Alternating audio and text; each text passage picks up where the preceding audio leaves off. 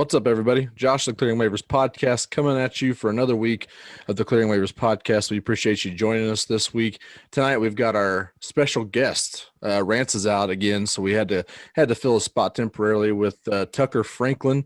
He is currently the host of the Roughing the Kicker podcast. Covers the Chiefs for Sports Illustrated. I kind of know him from Royals Farm Report days. Both of us used to write for them, so we kind of became aware of each other at that point. And Tucker's gone on to do some really, really cool things. Just freshly kind of graduated over within the last year or two, right? Mm-hmm. Yeah, no, I did. I graduated in the fall of 2019. So it would have been December. Well, I remember the date because it was Friday the 13th. So it was December 13th of 2019. I graduated. Actually had a full-time job before I graduated in Maryville.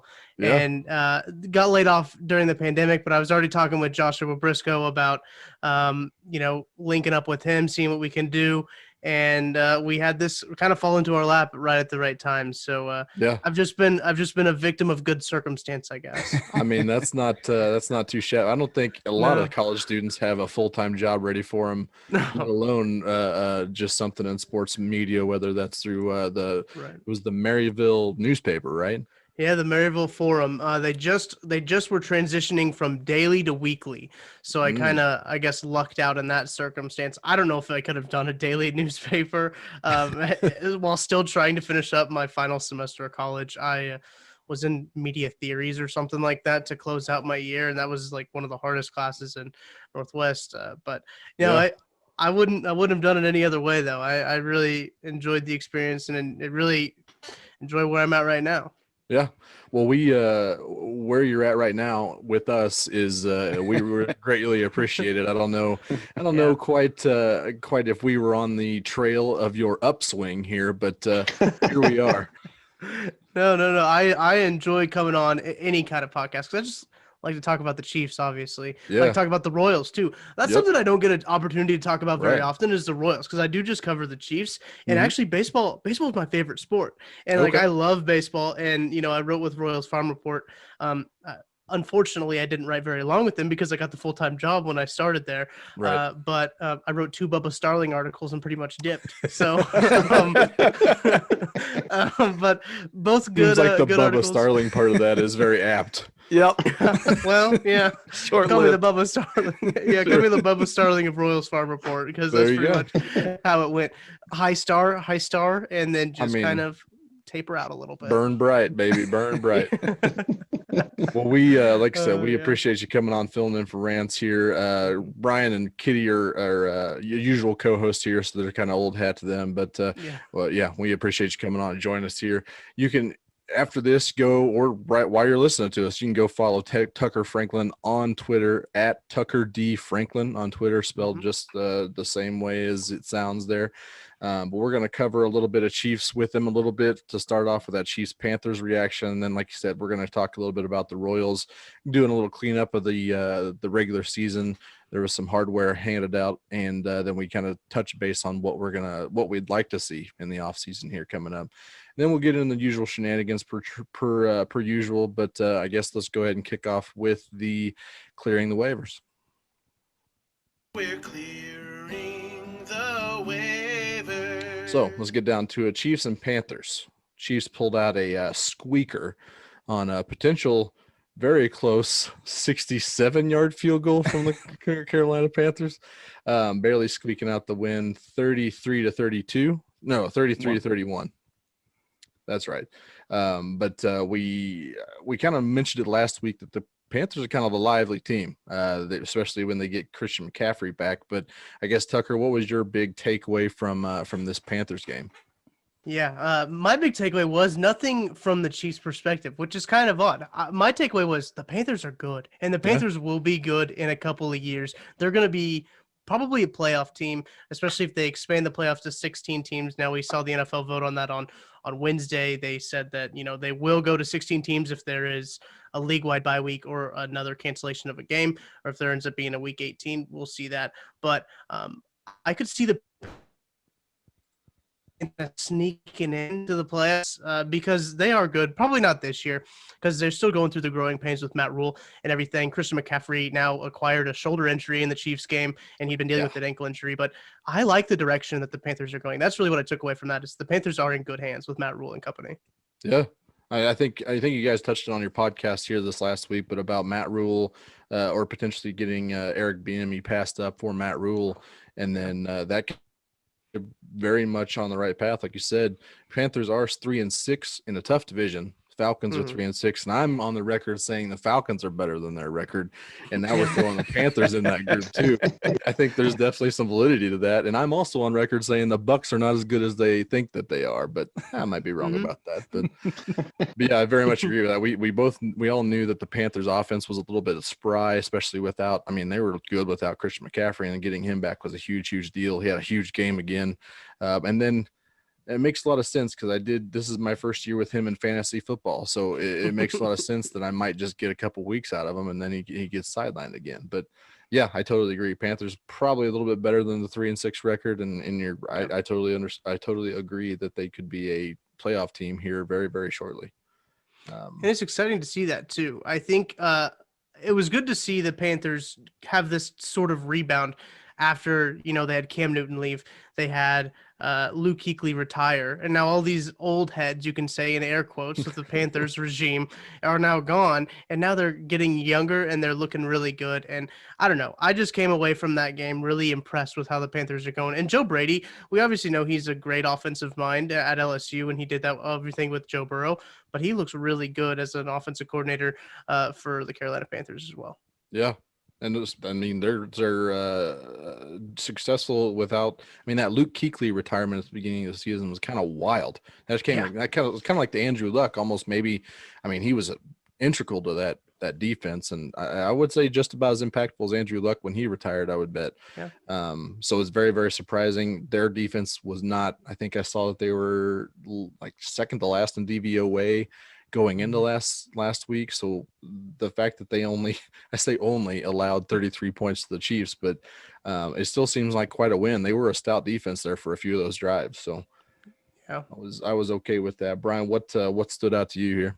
Well, I thought my number one takeaway was this was almost a death by 1,000 cuts type of game, to where they just put together a solid drive after drive. The defense almost gave up 0 chunk plays. I think maybe the biggest chunk play was that fourth and 14 where Teddy scrambled and unreal, scared the shit out of me. But unreal. Other than that, they kind of just just here and there attacking our defense, and that's why, I mean, like you guys are alluding to, this was not a fluky game. I felt like they're a real good team, and they're good at positions where we struggle to cover guys. We have trouble with athletic running backs, athletic tight ends, and they had not only McCaffrey but Curtis Samuel running out of the backfield, and we just have trouble covering those kind of guys. And they keep trusting Dan Sorensen to cover them, and I question that week after week and keep thinking we're going to use Willie Gay in that role soon, but we're halfway through the season and we're still not seeing that as much, so it's kind of scary there. But they trust Dan. They know Dan's not going to get beat over the top, and the defense kind of just relies on, we're going to keep things in front of us.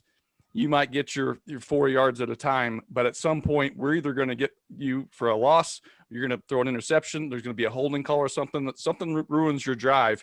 And I don't want to call them a Bob Sutton bend but don't break defense, but they do rely on their splash plays from the playmakers to stop drives instead of just completely being a dominant shutdown defense. So I thought the offense kind of showed you everything you want to see from them. They kind of abandoned the run game, which I've been asking for weeks, and just aired it out, fed Travis Kelce, Mr. Reliable. Tyreek Hill had some huge chunk plays on offense. They got good catches out of the backfield by Clyde. Just the things you want to see from the offense. The defense, I didn't really have a problem with anything they did, even approach-wise. It's just we want to keep them at bay, and they just put together solid drives. They're a good, disciplined team, like you were saying. They didn't have those mistakes that we usually count on and feast off of from the other offense. And that's credit, like you said, to Matt Rule and Joe Brady. Those guys are bought all into their system, and they're going to be a problem in the NFC South for years, I think. What if I told you that the Panthers committed 12 penalties that game? I don't believe you. They must be on the defense. Yeah.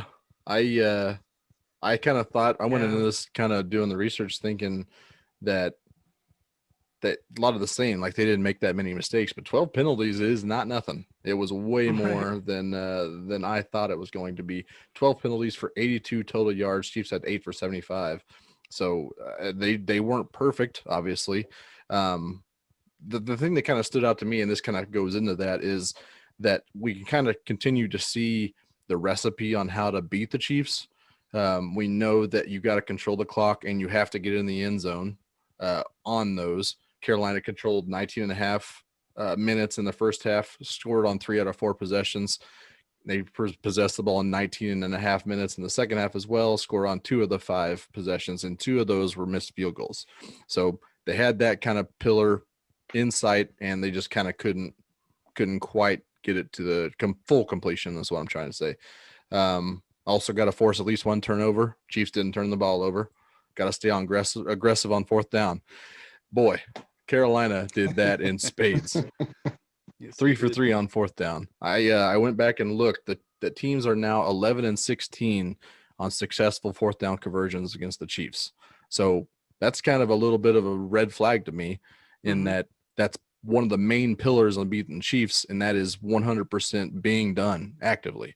Seems to be at least one area that the either the special teams, whether it be a stupid fake punt or just the defense in 4th and short yardage situations, that's tough to defend anyways for this bend don't break defense. Yeah, but we did see that fun stat that came out today that it's now been a full calendar year and the Chiefs have 1 loss in that full calendar year. Sure. That is very fun. That sure is a lot of fun.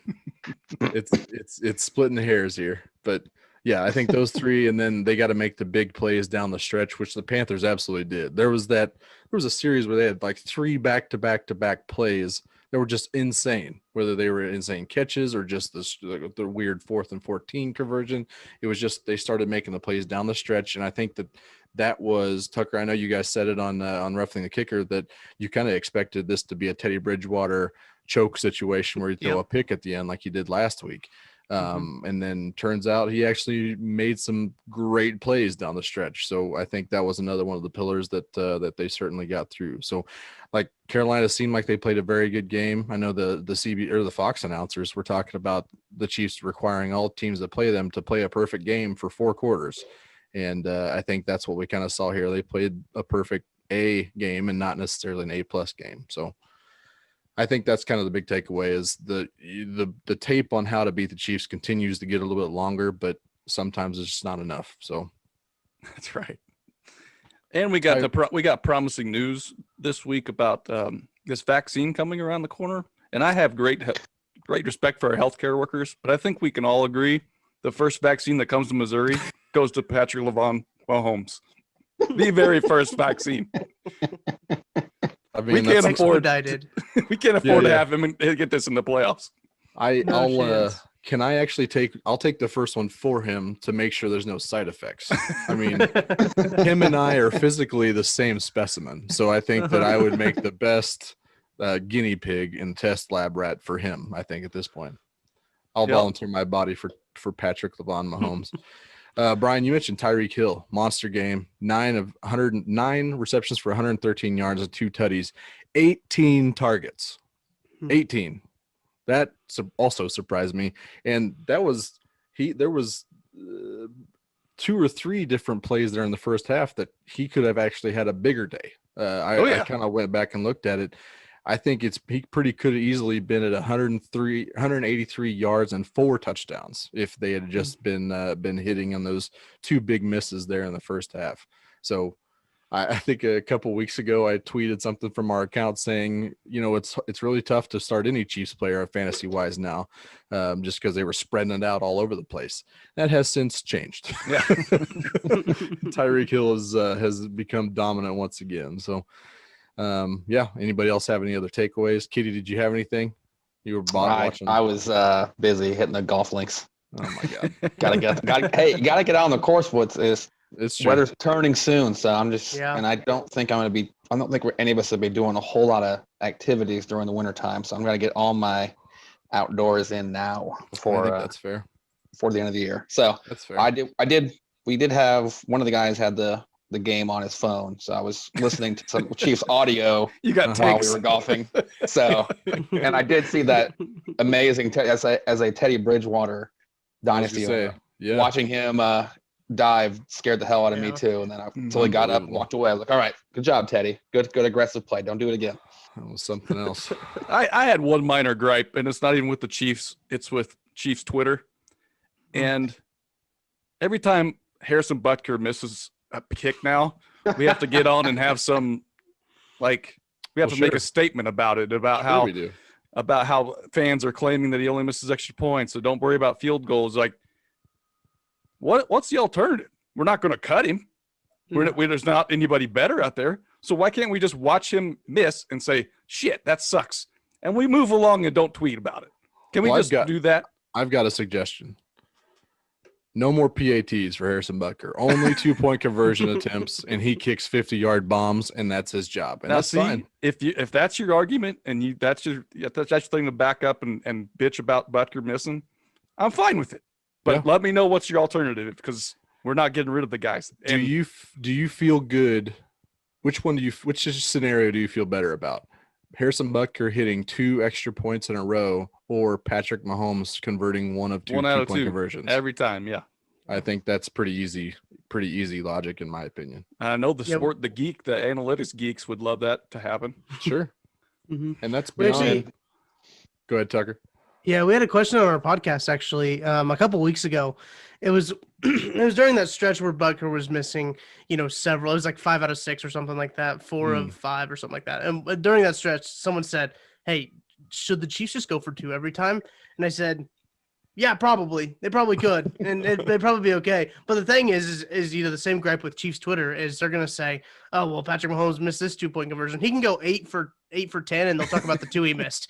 Sure. That's what's gonna happen, and it's gonna take a long time for people to say like, "Oh, okay, it's okay to go for 2 in the first quarter now." So, but I don't know. I really like going for 2, especially when you have Patrick Mahomes as your quarterback. I mean, come on, it's not that's as easy of a layup as it's gonna get. I think so too. It's beyond analytics at that point. My only hesitation with going for 2 every time is you've only got so many short yardage plays in your playbook, I would think. Yeah, and if you burn a lot of that cool shit by getting 2 points, I don't know if the benefit costs is adding up there. I know we love our offensive guys. They're so creative, and maybe you don't have to even think that much outside the box to go for 2-point conversions. But that's maybe my only hesitation to going for 2 every time. I don't think there's an end to Andy Reid's playbook genius. I'd like to think that. Get it on tape. Who cares? Burn it and never play it again. It's fine with me. So yeah, I think that's all the main takeaways, at least for this round. I think we could bitch about special teams a little bit more, not even outside of Butker, but the fourth down conversions were the 4th down conversion and the fake punt, or the onside kick. I'm sorry. Onside kick was pretty unacceptable as well, but I digress. We'll let them try to figure that out in the bye week. And speaking of, we need to set a priority list for things we need to figure out in the Chiefs bye week. They go into it 8-1, which is a pretty tough schedule. So at this point, I think we've said it a couple of times, 8-1, we'll take it, I think, at this point. So going into the bye week, what's the priority list of things we need to figure out, Tucker? Well, that's a good question. I think that the biggest priority really isn't an area or a position group or a team. Obviously, we know the special teams is really dragging down the Chiefs' overall DVOA. That we've seen that the whole year. Obviously, the special teams need help. But what I'm more concerned about is the consistency aspect of it. I think the Chiefs really need to work on their consistency, because we see on offense, and it was especially relevant in the Raiders game. They're very inconsistent on offense. And they've seemed to be slow to find a rhythm. We saw that in the Carolina game where they had a hard time finding the rhythm, but once they find a rhythm, they seem to, score a whole bunch of points and grows. Yep. But just finding that rhythm and early, you need to find that rhythm early and be able to sustain it throughout the whole game. They really haven't done since, I believe, the Ravens game in week 3. I would say the Ravens game was the best offensive game that they played. Now I do kind of expect them to play that way when you see the Saints on the schedule, when you see the Bucks on the schedule. They seem to play up in those games. Yeah. Now, I'm not saying that the Chiefs played down necessarily. I don't really like that argument of the Chiefs played down to their opponent. I'm not. They're NFL players. They don't play down at all. But Unless you're the Steelers. Everyone's an NFL player. Every game's hard. Yeah. Steelers Well, Steelers that play game down a did bit. Yeah. Well, he also had who was it? Mason Rudolph trying to be quarterback for a little bit. That's And that guy's true. a terrible quarterback. That guy, Oof. I'd rather have Duck Hodges in there. At least you get to quack a little bit when he's in the game. At least you can have a little bit of fun when Duck Hodges is in. But man, you just Rudolph can't be is mad bad. at a guy named Duck. It's No. I mean, I don't Not at make the all. rules, but I am aware of that one. And I mean, how can you be upset when everyone's quacking? I mean, that's just awesome. Impossible. That's got to be the best thing ever. It's just got to raise those endorphins up all the much more. Yep. So I forgot what I was talking about. Consistency. Consistency. Oh yeah. Well, see, there you go. I wasn't very consistent in that. Well, So happens to the best of us. and it happens to the Chiefs too. It seems that they can't really finish a game 4 quarters wise offensively. And if you look at the second half of their schedule, it's not a cakewalk. They got some pretty tough games. The Dolphins game all of a sudden looks like it's going to be a tough one. Unbelievable. The Chargers could be a tough game too if they ever figure out how to sustain a lead. Yep. So these are all games that I think DVOA, I believe, has it ranked as a top tier schedule, like a top tier to end out the year. So I think that consistency should be the top thing at the list that the Chiefs really need to focus on. Say, hey, if they're consistent, nobody can beat them. If the Chiefs are consistent on offense or on defense, because the defensive side of the ball too, I didn't even touch on that. They take a whole half to seem like they figure out what's going on. It looks like they don't even watch film until they step out onto the field. And we saw the secondary like looking over at the sidelines and saying like, what's going on? Throwing their hands up in the air. Yeah. So I think if they can figure out the consistency on both sides of the ball, I mean, there's no way any team can stop them. And teams have already had a hard time stopping them when they haven't been consistent. Right. So, I mean, it's one of those things that we are splitting hairs because this team is 8-1, but yeah. I completely agree. It does seem like both the offense and defense, especially getting out of the gate, it's almost like Andy Reid is like jabbing them in the like if it's a boxing match, it seems like they're just like punching them a little bit to see where their weaknesses are. What are you going to do to us? And then, all right, here we go, type of thing. I would like to see them be a little bit seemingly more prepared. It seems like it's somewhat easy for us to say. Yeah. Brian, where are you at? Priority number one.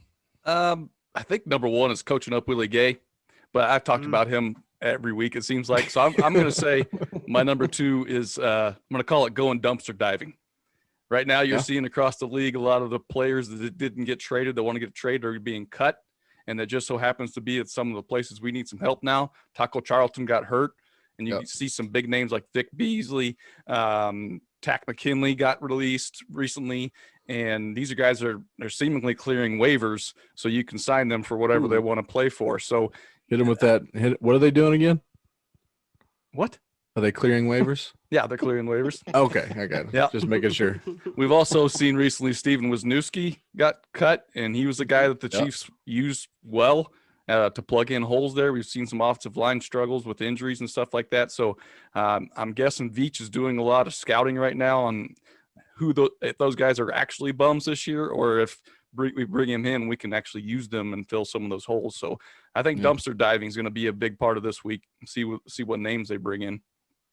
I think I saw today that the Chiefs have actually kept in touch with Terrell Suggs too. Yeah. So that'd be interesting now that Taco's out. Mike Dana, we'll see how it goes. Did they mention Breland Speaks? Nope, I don't believe so. Not super surprising there. Better not speak about him. Golly. He who has no name. Yeah, well, I saw something today. The Chiefs activated Martinez Rankin off of the PUP list, so he adds another wrinkle of depth to that Chiefs offensive line, which has seen a lot of injuries. Mike Remmers did come back in the Carolina game, but he did sustain a rib injury, which I can't imagine is very fun for an offensive lineman to have. Ooh. And who was it? Mitchell Schwartz. We still don't really know the extent of his back injury. Yeah. Andy Reid just keeps saying he's getting better, but we don't know if it's a fractured vertebrae or if it's a pulled muscle in his back. Two very different injuries, but we really don't know, what's going on there. And just having this extra depth with Rankin, and I think Wisniewski would be a great signing just to have him on the team. Just dress him out, just have him there. I think that'd be awesome. I agree. I think that could definitely be something, and that's basically going into mine as well. just the old hat of staying healthy, getting healthy. Sammy Watkins, especially coming back, he's pretty pivotal in this offense. I think that'll be a huge get. And then, like you said, we'll see how Mitchell Schwartz is doing. Hopefully, he can get back soon. That's a pretty big missing piece on the offensive line that we keep forgetting about almost. All pro guy, or should be an all pro. He's all pro in our hearts. But yeah, I think getting healthy in this situation is very good. And I had all the things you guys said as well, figuring out consistency, Willie Gay, and the Taco Charlton issue, trying to generate a pass rush with it. So yeah, I think we kind of hit all the stereotypes all in the same round, but giving a little specificity too. But Kitty, what do you think the Chiefs should do in the bye week? What do you got? I think they should, whatever they got to do to keep Joe Burrow upright every play. Yep. That's all I'm worried about. The Chiefs doing. Kitty is a big Bengals fan, so he's very excited about Joe Burrow. Hey, I don't blame him. He's one heck of a quarterback. Golly. He's looking good so far, so I'm pretty excited. Yeah. He's going to be the second best rookie quarterback in this class. It's going to be really exciting for you, Brian. How dare you?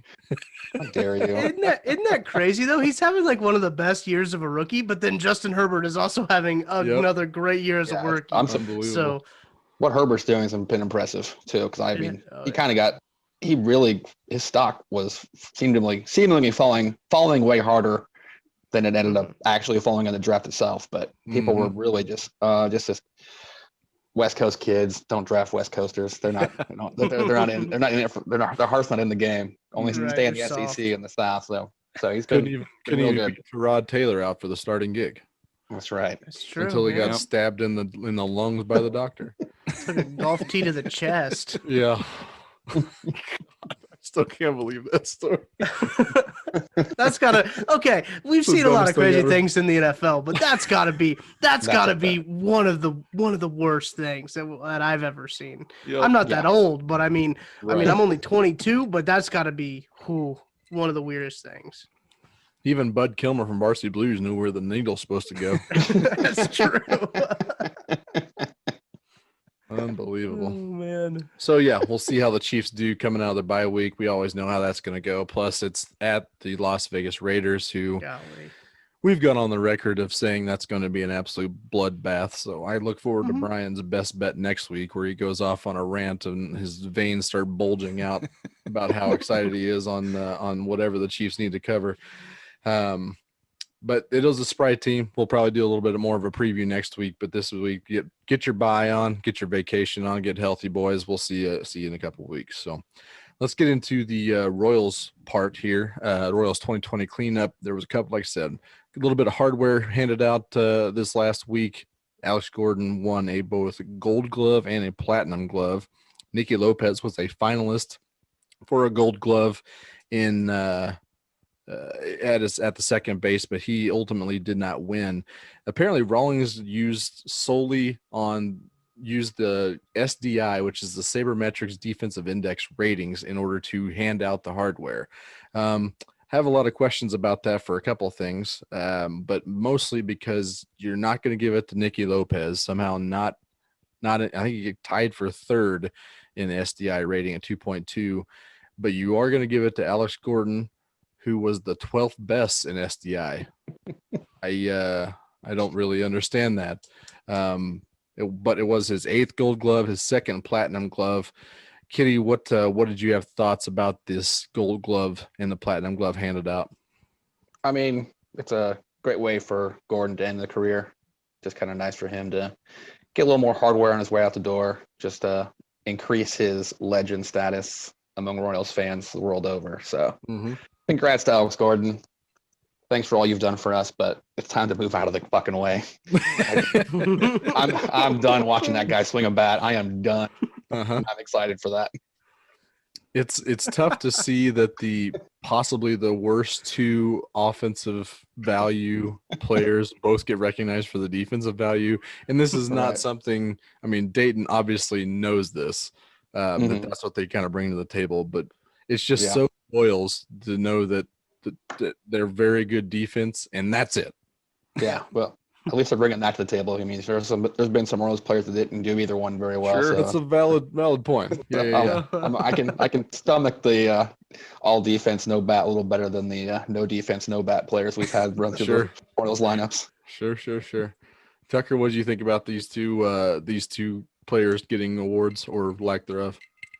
Yeah, I think you make a good point about how Rawlings hands it out. I've always been confused on how Rawlings decides which awards they're going to hand out and who they're going to hand them out to. I'm glad that they kind of said, well, we're going to use the statistic, but then it seems like they didn't really stick to it. So it's really odd, but I'm glad that Alex Gordon did get another Gold Glove, that he got the Platinum Glove. It is good. Like Kitty said, I mean, it's good for him to get some hardware on the way out. I've always liked Alex Gordon. Obviously, that's right in my little age range. That's a sweet spot right there. Yep. Is the kids my age grew up with Alex Gordon, and that's who they know as a Royals player. So it kind of sucked to see him go without any fans. That was one thing that I wish that, I hope they bring him back next year and have, hopefully there's fans next year. Right. That's to be determined still. That whenever there's fans, I hope they bring him back and give him a proper farewell. But Nicky Lopez was one of those guys I was always really high on. His bat obviously hasn't came around, and that's kind of disappointing. But defensively, we always knew he was going to be pretty solid. But I think he's better than who was there? Chris Owings. I think I was on a pretty big Chris Owings hate streak on Twitter for a little bit. I think you were not alone in that. I think 99% of Royals Twitter was on that too. Yeah, I don't want anyone playing second base for the Royals named Chris ever again. Chris Betts, Chris Owings, get him. No more Chris's. No more on Chris's. Second base. I think that's fair. I'm good with that. Yeah. Well, Nicky Lopez came up as a shortstop, was always really good as a shortstop, and if you move over to second base, he just plays even better over there. And that I will say that combination of Mondesi and Nicky Lopez is legitimately one of the best duos in the major leagues. Hopefully it's the same way for years to come, and Nicky kind of rebounds from his 5.52 OPS. It's going to be hard to get worse, but we'll see how that all goes. Like I said, Nicky did get a 2.2 rating. He was tied for third among AL second basemen in that category, but he was also, he led in defensive run saves and StatCast outs above average. He was winning in both those categories. And actually, Jonathan Scope had the best UZR per 150 among AL second basemen, which very much surprised me there. But Brian, where were you on these two? I mean, good for Alex. I think ultimately it may be bad for us that Nicky was in the running for this if he continues to not hit and they just can keep telling us over and over again how great he is defensively. It is interesting that the way they figure this stuff now, because it doesn't seem that long ago where we didn't have these analytics readily available, and they would show errors, fielding percentage, and then if those were always pretty close, so they just give it to the best hitter, and it was a Gold Glove award. Like, it made no sense in the world. So I'm glad there's actually some logic to it, even though you're arguing over which analytics they wanted to use. But yeah, I mean, I made it known that I was ready to move Witt back to second base, make Nicky the utility infielder, and find an actual center fielder out there that can cover ground consistently. But I mean, it sounds like they're going to stick with Nicky, so we'll see. Hopefully he starts to hit like he did in the minors. Mm-hmm. At least for now. At least he's giving them reason to. That's fine. I can swallow that 5.52 average a lot easier now that he's a Gold Glove finalist. But see, that's the problem, Josh. That's the problem. I know. Right into the trap. Right. See, you fell for the stinky cheese once again.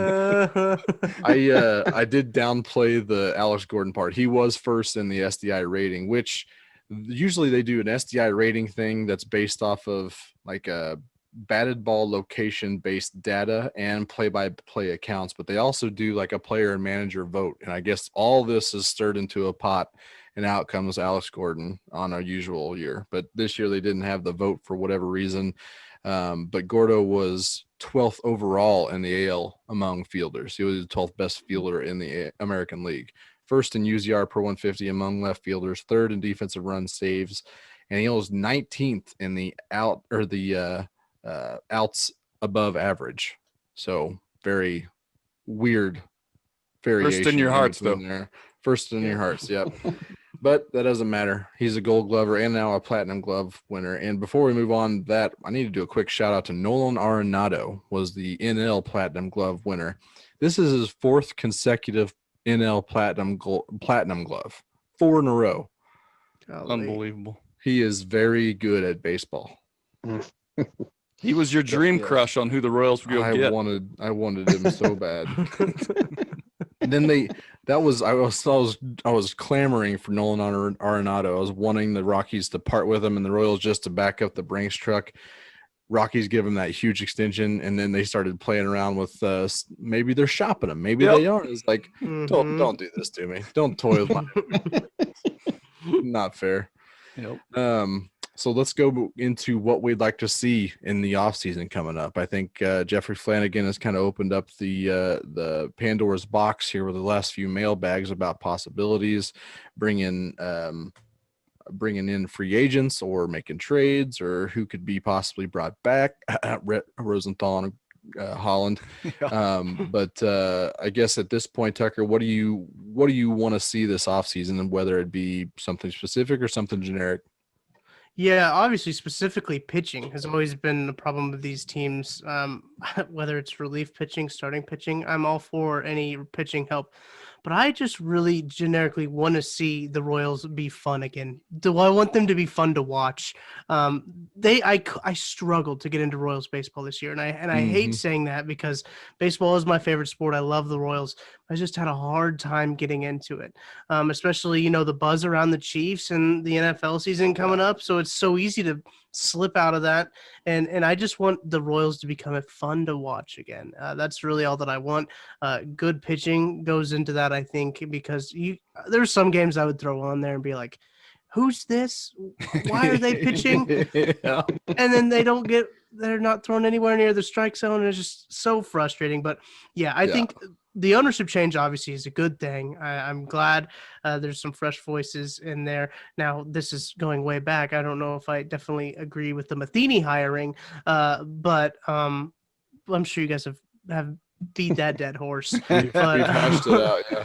Yeah, I don't want to bring it back up again, but I just think that I just want them to be fun to watch again, because those 2014, 2015 teams were fun to watch. Even in 2016 and 2017, when they were going 500, they were still playing a good brand of baseball. You watch every now and again, but I mean, now they're getting to the point you're just like, "Ooh, this isn't very fun to watch." Yeah. I think they've got something cooking, but yeah, I totally can get on board with that for sure. Brian, what do you see in this offseason? I mean, I think the dream signing of free agents is if they could bring George Springer in to play center field, and then, like I said, move Witt to right or second base. I think that would be my dream offseason acquisition. I just don't see, even with new ownership, that he's going to spend that right out the gate. Because you took some melatonin before you had that dream. Yeah, they're talking like he's getting like 5 years, $130 million. I think is what Lesky's article today. Yep.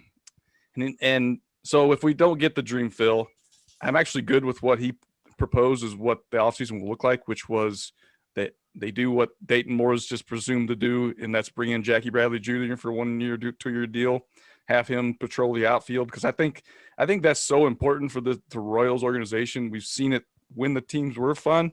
You had Gerard Dyson, you had Lorenzo Cain out there running around and just catching everything that's put in the air anywhere near center field.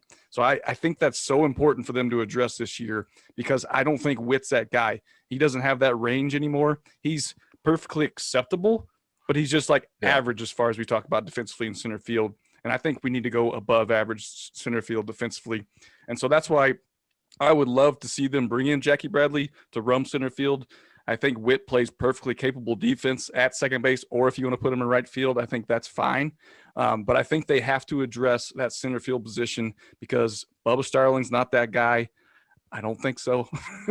I don't know if they're done with him or not. I think they got to be done with him. But he also mentioned bringing back Rosenthal and Holland, as you expected. And I think if there's not enough teams offering big money for Rosenthal, I think his relationship with Matheny and the pitching staff from last year is a real thing. Mm-hmm. I'm not saying he's going to take a big discount, but I think if the money's the same, I think he would come back to Kansas City, and I hope they're willing to pay him what he's worth. And Holland, I don't know if anybody's really willing to pay him a whole lot, because I think we're all just waiting for him to fall apart completely, because he's just relying on junk these days, it seems like. So I hope that that's a real thing but when we had those guys in the bullpen, I actually like our bullpen a lot. If we kind of do that again, I mean, Stomont was so much fun. You talked about being fun to watch. When he came out on the mound, he was must-see TV. 103 fastball, hammer curve, just making good hitters look silly. And so I think when you start building up that, if Jesse Hahn's a real thing, now you're talking about 6, 7, 8, 9. If in a game that you need to win, you've got shutdown type guys. Yeah. Zimmer 5, 6, 7, 8, 9. Yeah. I mean, so I kind of like the back end of that bullpen, what they had built. And I kind of want it with the rotation. I'm all about bringing on a veteran guy like they're kicking around Matt Shoemaker, it sounds like. A guy like that's fine to help them kind of eat some innings up, because I think the argument has been made correctly that next year we got these young guys, but they're not going to allow them to pitch a ton of innings. You know, we get starts. Their arms just aren't built up in the minor leagues quite yet, and that kind of happens when you rush them through. So I kind of want to kind of think outside the box, and if it really is Singer, Bubich, Lynch, Carlos Hernandez pitched at the end of the year, if Daniel Lynch is really ready like he was, I think you've got enough young guys that are right on the cusp of being good. You could think outside the box, and Duffy and Keller are horses. They can pitch every 5 days. What if you spread out and you have a 6-man rotation, and Keller and Duffy still pitch every 5 days, but those guys, whoever is the odd man out in his bullpen day, he's available to pitch out of the bullpen if you need him to. You don't want him to necessarily, because you're trying to keep those innings down. But if he's going to pitch bullpen sessions on those bullpen days, why not put them to use? I hate the idea if those young guys are ready to contribute to the major league level, that they're going to be burning those bullets in the minor leagues when we could be using them to win games in Kansas City. So I don't know. I kind of just want to get kind of Tampa Rays type outside the box type shit with these young pitchers and let them eat. I don't hate that at all. The sooner the better. We see all those arms up, I'm totally fine with. Kitty, where are you at this offseason? I guess my big thing is, as you mentioned, outfield production can't be as bad as it was again. I mean, you can't win. You don't win the Major League Baseball when you don't get any offense from your corner outfield positions at all. I mean, you got Soler, but he's mostly a DH anymore, it seems like. So you're not getting it from him. And then now I guess he might play more right field if they start moving Salvi to play more DH days. But after that, I mean, with Witt in center, they're going to go with Olivares or Cordero? Do they believe in those guys, or do you have to? If they don't believe in them enough, you've got to go sign someone to be an outfielder, whether it's Jackie Bradley Jr. or maybe even a Jock Peterson type, where you at least get some offense out of the guy and get some production from the outfield offensively. And the other thing I was kind of just looking at is Dozier 2019 for real, or was that the Mirage season? Oh, he's for real. I think he's for real. I think that was legit. I hope so, because his minor league numbers didn't inspire a whole lot of confidence when I was looking at those today. Sure. So and he's already he's going to be 29 next year, so something like that. It's almost he's getting. We're a team full of late bloomers, Kitty. This is full of late bloomers. I feel like 2021 is a real put up or shut up year for Dozier. It might be his last hurrah if he doesn't get it going. So that's another position you might want to look at, kind of an outside the box, grab someone to play first base, and then let him figure out in the outfield, and then maybe him and Olivares and Cordero figure out who the other two in the outfield are, and the third guy's the bench bat anymore. So Flaney did also bring up the fact that Isbell looked really, really good at the alternate site, and old Bobby Witt Jr. could be up for a positional change as well and head to the outfield too. So that could also be on the radar to be some production in the outfield. But I kind of did along the same lines as all you guys. Rule number one, or the first priority, should be a Salvi extension in my head. Brian, you accused me of wanting to trade Salvi, and that's just pure false news, and I don't appreciate you bringing that to my doorstep. I think Salvi needs to be a career Royal, and I think they need to get that done ASAP. The main goal of all this is, can we just I need the significant movement towards actually believing. Give me some kind of reason to think that the rebuild is over. Don't do any more of this treading water or soft rebuild bullshit. Just give me something to believe in. I can convince myself that these core prospects are going to be the thing that is going to tip over and be the tipping point and send the Royals right into contention. But it would be real nice if there was a real big free agent signing, if there was a huge trade a la James Shields again. Yep. Just give me something to look forward to think, yeah, they got the fire lit under their asses and now it's time to go. Like, no more of this 5.52 OPSs. It's no more Bubba Starling. We'll see how he goes this year. It's time to go, and you need to get on board, or you need to get the hell out. And there's nothing like selling high on a prospect in AAA with how that James Shields, Will Myers trade ended up working out for the Royals as it did. I mean, as high as everyone was saying, Will Myers is he was minor league player of the year. Yeah, he was ready to go, and you shouldn't trade him away because he's going to lead your team to the next titles, and that trade couldn't have worked out better for the Royals. The other fun thing about that is the right field was a position of need for the Royals. That's what Will Myers played, and they still dealt him. Wild to me. Exactly, and I was on record saying I hated the deal, so it was definitely egg on my face on that one. So I had to give Dayton more credit after he pulled that one off and made me look like a real moron. So now you got to trust the process. That's right. That's why after that TTP, even when they started getting downhill a little bit, got to trust that process now. The only issue I might have is, and I think other teams are kind of starting to do this, is they're starting to try to recoup their lost money over this 2020 season by getting rid of some of the more expensive players, getting rid of some of the development and scouting team.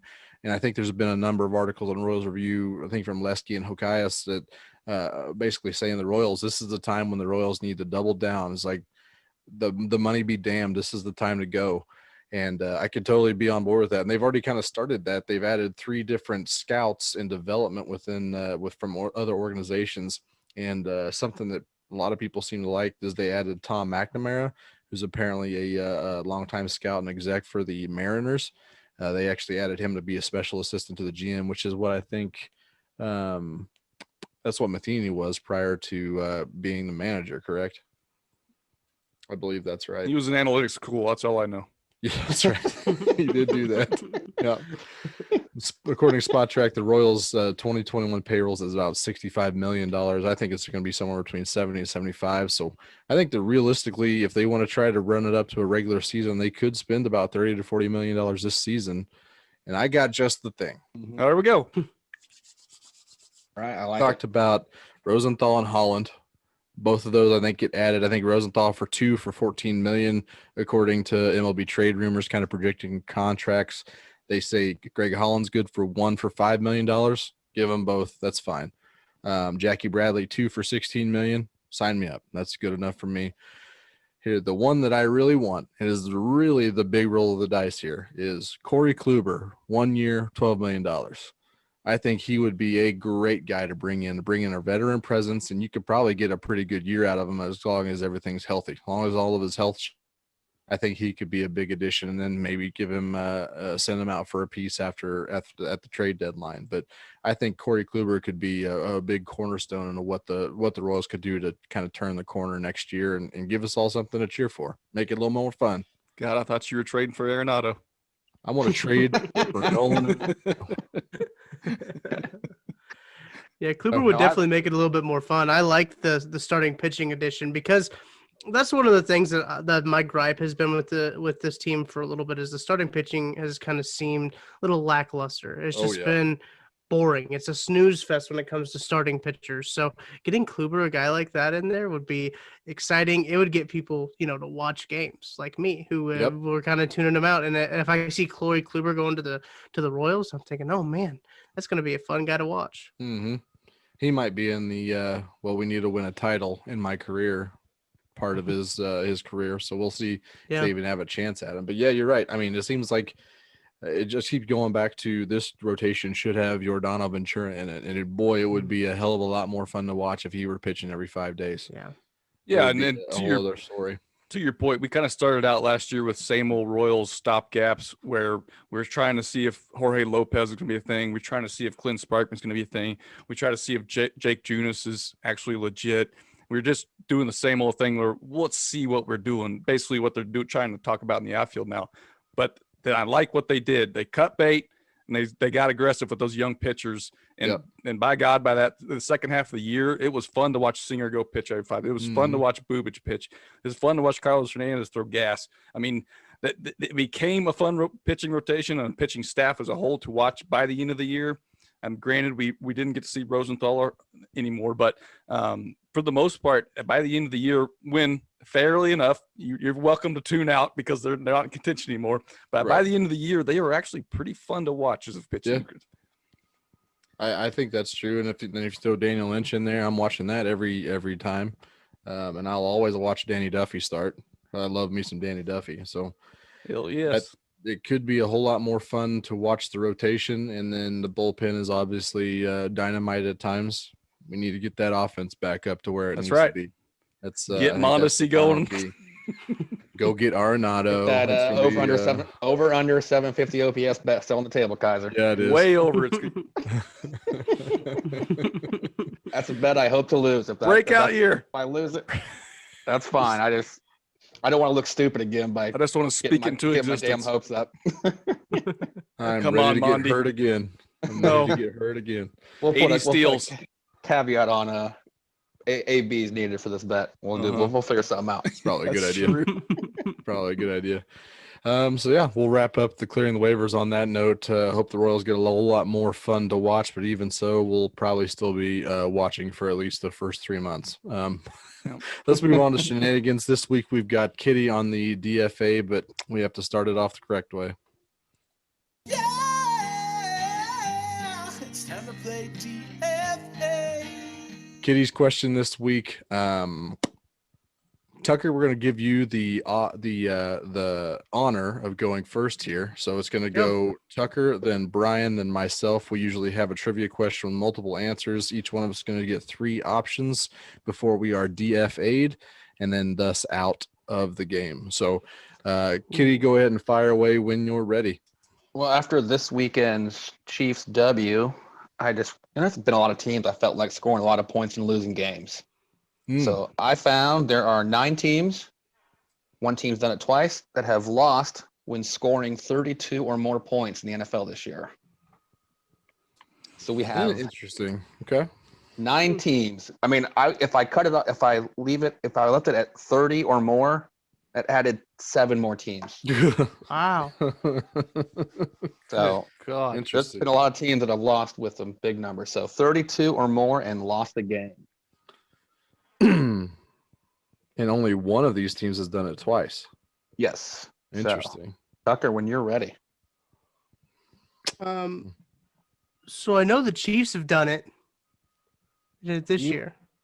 This year, you are correct. The Chiefs lost in week 5, 32-40 to those evil Raiders. All right. First pick off the board, Brian. I think this last week, the Bills punched the Seahawks in the mouth to begin with, but the Seahawks still scored a bunch of points, so I'm going to go with the Seahawks. That is correct. It was 34-44, and that was also one Josh, the best bet with his over. In that matchup. Did. Nice. So that's a big one for him, too. Yeah, I think the over-under was 54. They scored 78. And also, Seattle was the team that did it twice because they also scored 34 when they lost to Arizona. 37-34 in week 7. So the team that's done it twice off the board. Okay. I am going to go. I feel like that has Atlanta Falcons written all over it. That was the fun onside kick, if you remember back in week 2 when Dallas beat them 40-39. That seems like it was legitimately 3 years ago. Atlanta Falcons forgot you could touch the ball before 10 yards if you're recovering, if you're defending the onside kick. Shout out to old Danny Sorensen, because he was the one who realized that they could get it before the 10 yards this week. Yeah, thank God. Shout out to Dirty Dan. All right, Tucker, back to you. All right. Well, I'm thinking this is a good question. I think that the Chargers have had to do it. I think this last week they probably did it. So close. The Chargers did 31 points and 30 points in losses, but never. They lost to Denver 31-30, and they lost to Tampa Bay 31-38. So close. On it. I thought that was a for sure thing. I did too. Man. That's why I had to cut it off at 32 points or more. Right. Yeah. Hanging out there. All right, Brian, back to you. Let's see here. So that one was picked. So we talked about good offense, bad defense. I can't remember specifically when this would happen, but that's got Carolina Panthers written all over it. They are in the same boat as the Chargers. They lost 31-33 last week to the Chiefs, and they lost 30-34 week 1 against the Raiders. That was a stinky cheese, you son of a bitch. Yeah.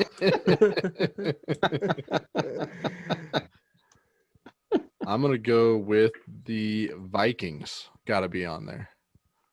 The Vikings at week 1, 34-43 loss to the Green Bay Packers.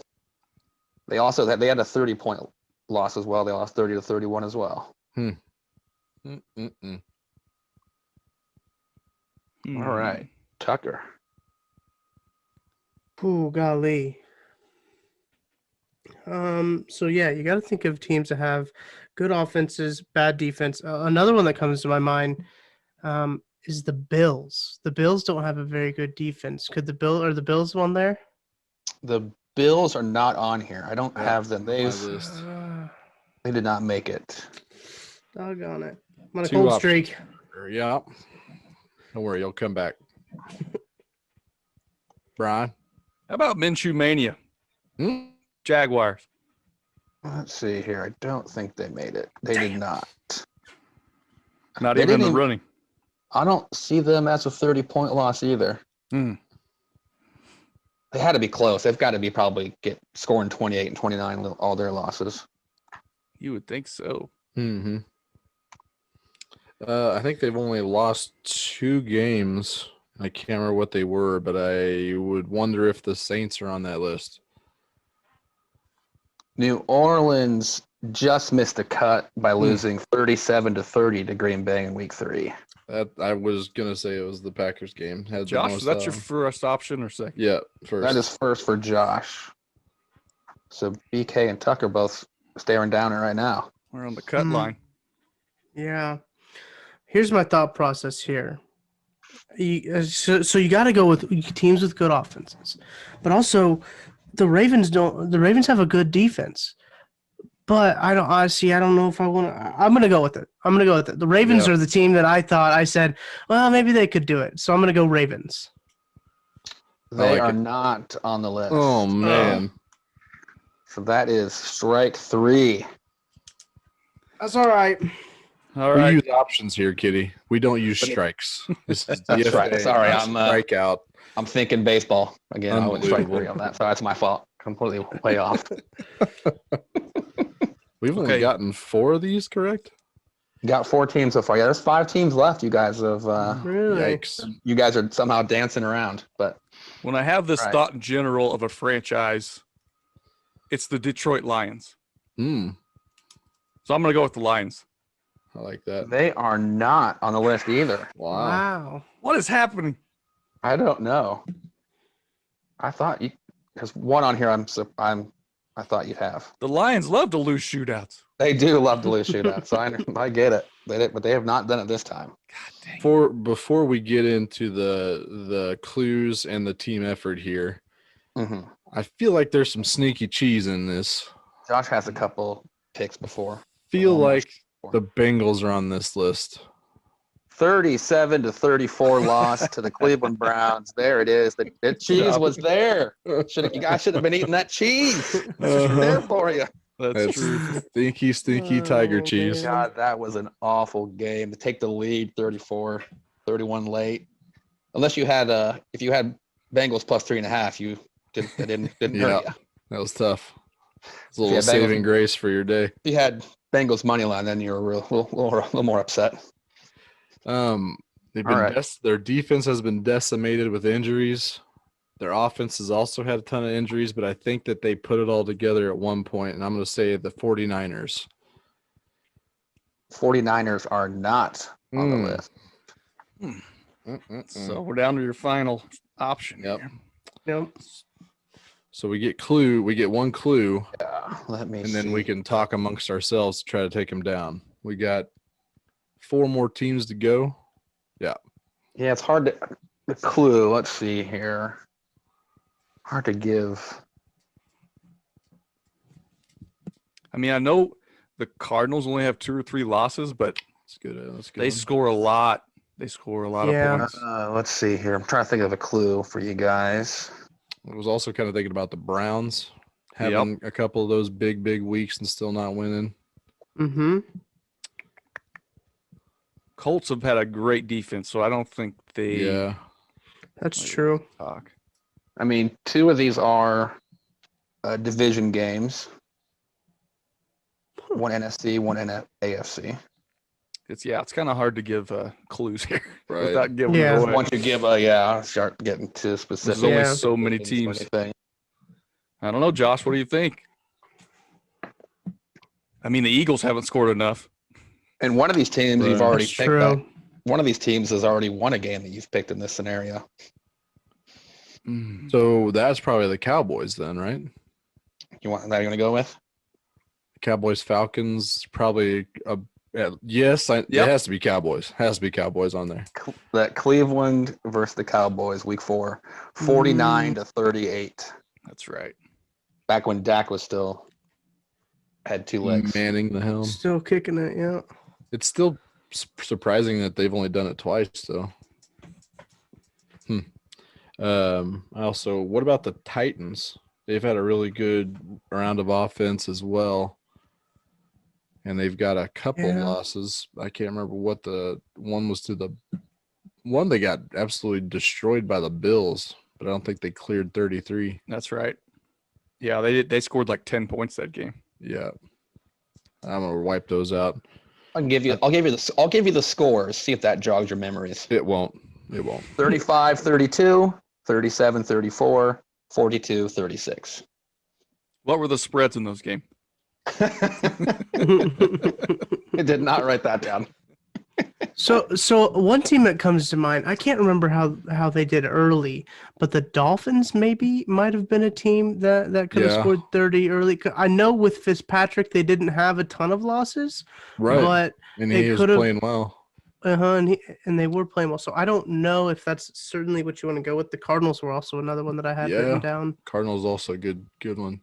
I was also thinking about that Giants and Cowboys game because I knew the Giants scored a lot of points for that. I like that Cardinals pick a lot too. Let's go Cardinals. Ooh, went with the wrong side on that one. Oh no! Cardinals did a 31-34 loss to Miami. That was this week. The Giants game was the 37-34 game to Dallas. Golly! So Dallas won 2 of these games and lost one of them, which I thought was kind of fun. That's wild. And then that 35-32 was the Bills-Rams. Rams lost that one with they crossed my mind. And then the Bills got a late win. The other one was Houston Texans losing 36-42 to the Titans. Yeah. God, that should have been an obvious one. Their defense has been shredded this year. I figured that Rams-Bills game would be the one that would have the most.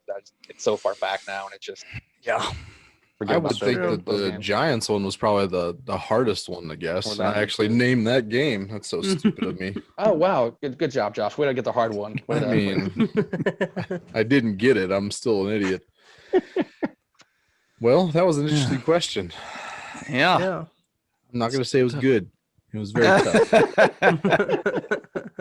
Not this week. Too much loving going on. Fine. Let's move on to the waiver wire draft here. We got a good one here. Watch your waiver wire. So this week I went on a road trip, had a wedding in Nashville, drove back from, and I just could not get into a gas station without fulfilling my all-time road trip snacks. Okay. So that's what we're doing here. We're doing 3 snacks, food, and then 1 drink to go with our ride. You can do them in any order, no particular order. So I need we're gonna start with Tucker, and then we're gonna go to Kitty, then myself, and then Brian. So Tucker, what's your 101 of the road trip snacks draft? So we're going snake draft, right? Just to be clear, I got to strategize my picks so I know when that comes back to me. I got to know.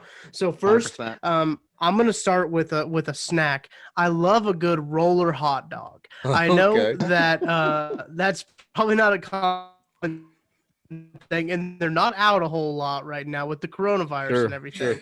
You don't see a lot of gas stations having the roller hot dogs in the middle of the pandemic, but I could not resist a nice roller hot dog from Quick Trip if you're in an area with a Quick Trip. So that's got to be my number 1 pick. Love it. That could also be a really risky pick because some of those hot dogs are a little sketchy. Then you got to find another. You got to inspect those hot dogs just so you kind of get a good gauge of how long they've been on that roller. The more red, the better. With the Quick Trip, you got a little better consistency factor with what's getting out there. Some of those mom and pop gas stations, you may have been on there for 3 days. That's right. I will stop at a Quick Trip 99 times out of 100 when it's across the street from another non-Quick Trip gas station. Quick Trip is the mecca of gas stations. I mean, they've put themselves on the map as just the cleanliness factor. They all look pretty much just as they keep remodeling, all looking the same. So you know right when you go inside where everything's at, you're feeling good. Mm-hmm. It's a well-oiled machine, and all the workers are friendly and helpful and quick. They run that register like maniacs. Yep, it's crazy. Yeah. Mm-hmm. QT Kitchen, shout out. There might be another appearance of a QT item later on in this draft. Wouldn't surprise me. Kitty, number 1 pick. I'm going with my 101, and I'm taking a bag of beef jerky. Oh yeah. Nothing better on a road trip than just eating that bag of beef jerky for the next hour. It's chewy goodness for an hour on a road trip of beef jerky. It takes an hour. Yeah. I know how good it is, but I want to have it for a long time. That's fair. Yeah, that's fair. And it does help with the drink factor too. It's also salty. Then you got your drink next to you whatever that may be. You're ready to go. What's the go-to flavor on your board for the beef jerky? I like just the good old classic mesquite. Mm-hmm. But I don't think I've really had a flavor that I like. Oh, this is gross. So I will say teriyaki tastes good, but it'll stink up your car worse than anything on earth. Don't be that asshole. Goodness gracious. That's the singular road trip. Teriyaki. Yes. Yep. Solo. Yep. Beef jerky very much on my list. I am going to get my number 1 pick though, and that's a good old bag of combos. It's only for road trips. I have never eaten combos outside of like a hour-long car ride. That might be the shortest interval that I'm allowed a combos. But boy, I've gone pizza. I've gone, a little pretzel and cheese action, a little taco action. I mean, combos do not miss when you're on a road trip. And you're absolutely right too. When you go into a convenience store, you can buy the chips and stuff that we eat at every party. Yep. But we go right past those to go to combos because we're on a road trip, and this is the only time you're eating combos. But they were 100% on my list. Yeah. I just did a power rankings with Joshua Briscoe on his show, Almost Entirely Sports, and we power ranked combos flavors. So I had 7-layer tortilla dip on the top, number 1. So that's what I'm looking for. That was on my list. So you snapped that one from me. Is that one easy to find? I've never seen that. The 7-layer dip ones. I think I see it in Quick Trip every now and again. That's my favorite. It's good. That would be a fun rankings to research. Yes. Yes. You got to put in the work. Yeah, I go try all this. I'm buying 15 bags of combos. That's a good amount. They may call the cops on you or something, but right.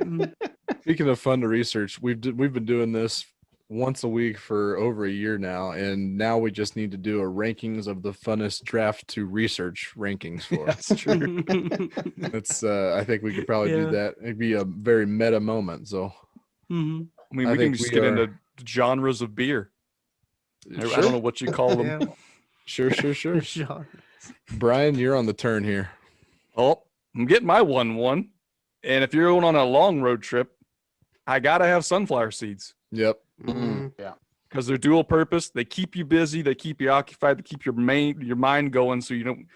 Inevitably, your mind's gonna just doze off during a road trip. You're like, I wasn't paying attention to the road for the last 15 minutes. I don't know. Yeah. I could have ran over somebody and I have no clue. I've No just clue. been dazed Yeah. off. But mostly when you're struggling to stay awake, I mean, the sunflower seeds are more effective for me than coffee, anything, because Agreed. it's instant interaction. Got to keep spitting in that cup, keeps you awake. So give me the sunflower seeds, 1-1. It ups your sodium content, so your heart starts beating, and then your anxiety of whether or not your heart's going to explode is the new caffeine. And you have to be very careful too, and recognizing when your tongue starts getting numb. See, Cut it, shut her Yes. down. Yeah. Because once you can't go back after after you can't feel your tongue anymore, there's no going back. You're not going to taste anything but salt for the next 8 hours. I did that a couple tiends at work where I just had sunflower seeds at Oh, work. yeah. I think I've passed the damn line. gone too It's far. over. Yep. Might as what well about- eat a what salad about- for lunch. Same with the beef jerky. What's your go-to sunflower seed flavor? It's just a mood thing. Because sometimes I'll go dill Okay, pickle. yeah. Sometimes Dill I'll pickle. go chili. Oh, God, those are so good. I love the dill pickle. Yep. So- It's just a mood thing. What you're in the mood for? Yeah. I will say that your boy, me, passed that line this weekend. And I will say that there are definitely better times to lose your sense of taste.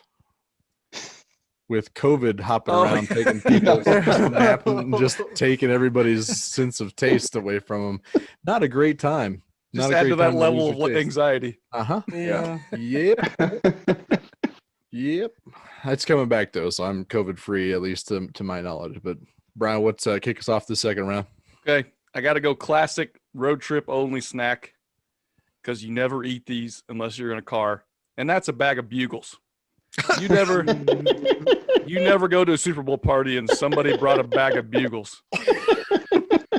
But if you're in a road trip with 4 people, there's a decent chance one of them got Bugles when you guys stop for snacks.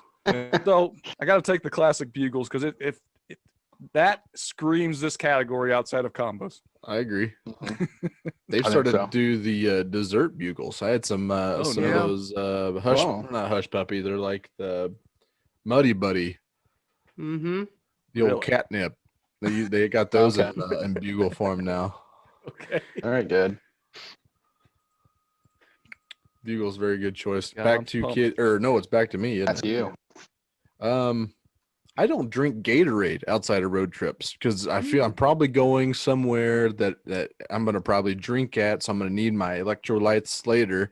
Might as well stockpile some now, and I chug a Gatorade, get the hydration levels up for a good old fashioned road trip.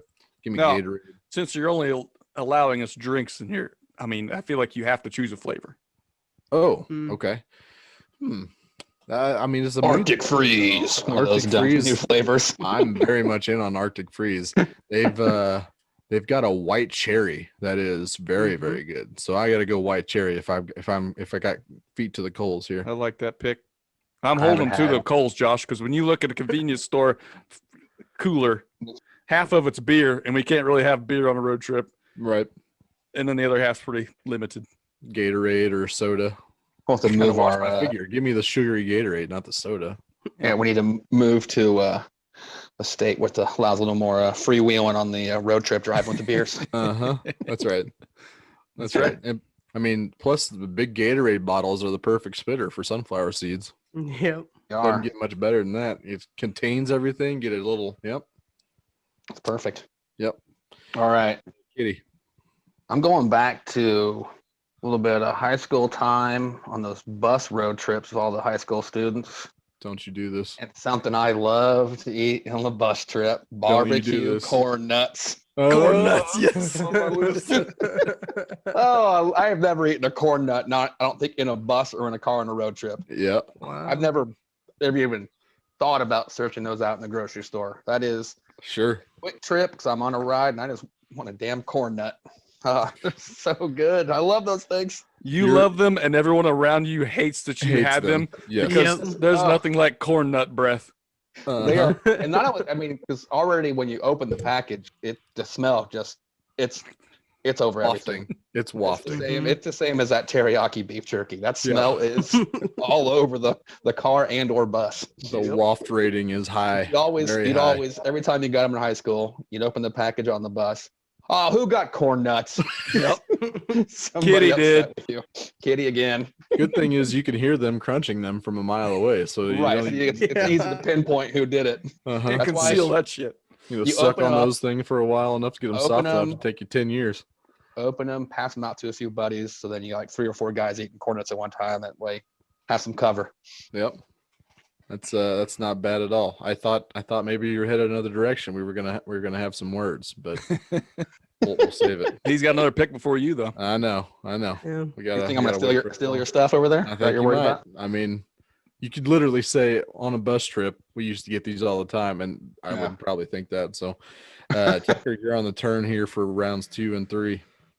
Okay, so I think for my second round pick, I gotta go with a bag of honey roasted peanuts. You just get in a mood where you want a nice bag of nuts. You know, I know that sounds a little. We gotta check the phrasing on that, but sure, not on this show. Not on this show, you don't. But there's sometimes I'm just like, man, I really just want either whether it's cashews, peanuts, a bag of mixed nuts, anything. There's just cashews are sometimes my go-to, but honey roasted peanuts, that you get the little sweet tanginess with them too. Oh, yeah, love a good They're honey special occasion. Peanut. They're road trip. They are Special occasion. And they might have.